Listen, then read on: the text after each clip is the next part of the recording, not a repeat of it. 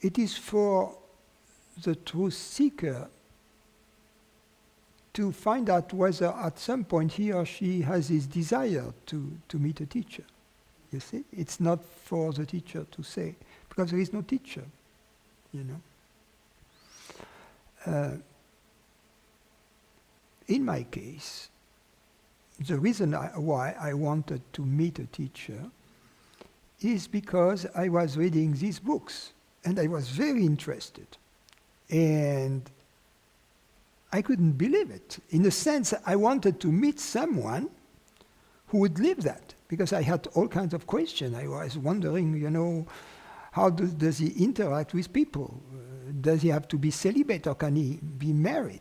For instance, can he be with someone, etc.? Does he have to be straight, or can he be gay? You know, I don't know. I just make it up. But you see, all kinds of questions that when you meet a teacher, you don't even have to ask the question, because just by looking, all the answers come to you. You see? And most importantly, the real question is it possible to be happy and at peace? And how does that manifest? You see? We have, when we enter this path and we read books, we sometimes have an impression that the teacher should be someone emanating a lot of power, you see? And like a kind of a magician. Or that it could be like a daddy or a mommy, you know. And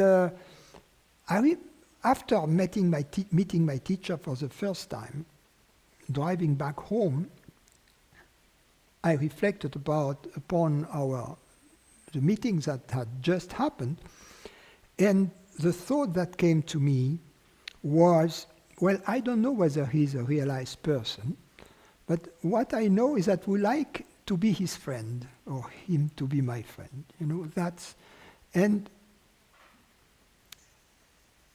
eventually I found out that was a good benchmark, you know.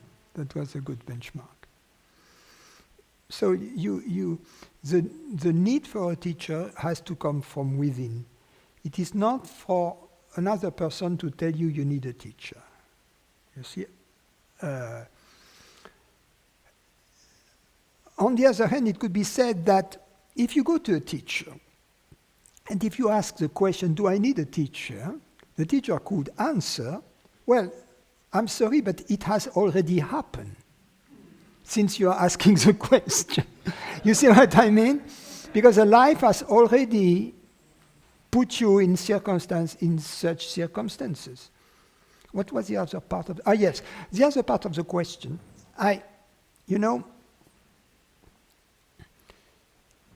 The only thing that matters in this business of enlightenment and seeking the truth is the end game. You know, it's like a tennis match or any sport event. It's not over until it's over. And when it's going to be over. And whether you win the first set or you lose it has no relevance whatsoever to the outcome. It is only the end game that matters. And in this business here, the end game is to be happy and at peace. You see? That's all the rest, all the samadhis, all the experience, all the changes, you know, that we can observe in our life. We shouldn't give it a flying rats behind.